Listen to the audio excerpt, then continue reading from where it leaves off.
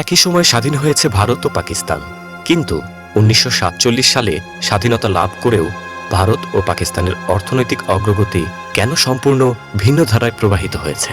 দর্শক, আমরা কি তার কারণ ভেবে দেখেছি? এর মূলে রয়েছে গণতন্ত্র। একটি দেশে গণতন্ত্র উপস্থিত, অন্য দেশে গণতন্ত্র অনুপস্থিত। বলা যায় গণতন্ত্রই পাল্টে দিয়েছে আমূল পার্থক্য। সেই 1947 সাল থেকে ভারতের গণতান্ত্রিক শাসন ব্যবস্থা কখনো ব্যাহত হয়নি। ফলে ভারতের অর্থনীতি, সামাজিক অগ্রগতি এবং বৈশ্বিক অবস্থান অসাধারণ উচ্চতায় পৌঁছেছে।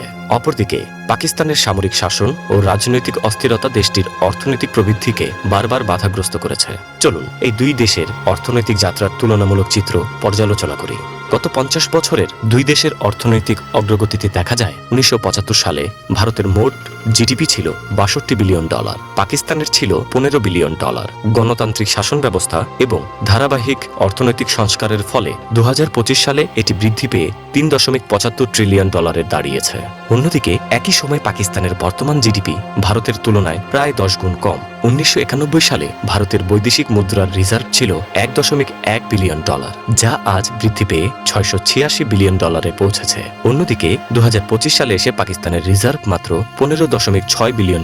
এটি ভারতের তুলনায় নগণ্য, যা বৈদেশিক লেনদেন ও আমদানি সক্ষমতায় বড় সীমাবদ্ধতা তৈরি করে। পাকিস্তান 1958 সাল থেকে 2024 সাল পর্যন্ত মোট 25 বার IMF এর কাছ থেকে ঋণ নিয়েছে। এই ঋণের মোট পরিমাণ $44.57 বিলিয়ন। এতবার ঋণ নেয়ার পরও পাকিস্তান তার অর্থনীতিকে টেকসইভাবে এগিয়ে নিতে ব্যর্থ হয়েছে। 1947 সালে স্বাধীনতার পর পাকিস্তানে মাত্র 12টি সাধারণ নির্বাচন হয়েছে, যার মধ্যে 1985 সালেরটি দলবিহীন ছিল। 3টি বড় সামরিক অভ্যুত্থান হয়েছে 1958, 1977, 1999। মোট 33 বছর সামরিক শাসনামলে পাকিস্তানের গণতান্ত্রিক প্রতিষ্ঠানগুলো দুর্বল হয়ে পড়েছে, রাজনৈতিক অধিকার হরণ হয়েছে, বিচার বিভাগ ও সংবাদ মাধ্যমের স্বাধীনতা সংকুচিত হয়েছে।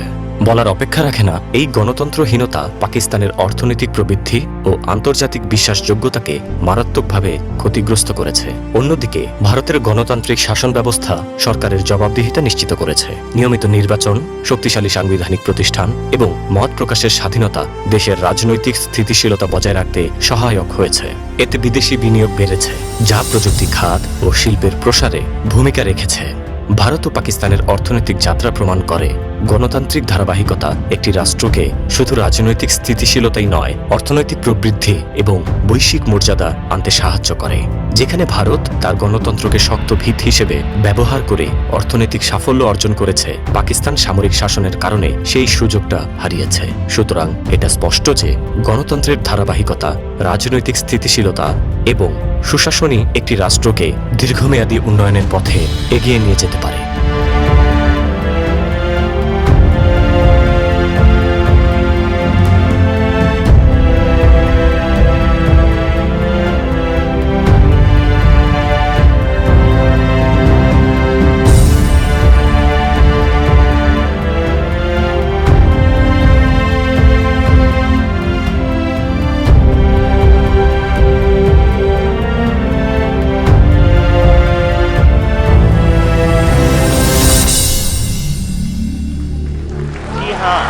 आप अपनी स्क्रीन पे देख सकते हैं कि हम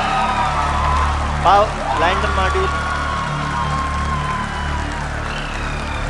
People are applauding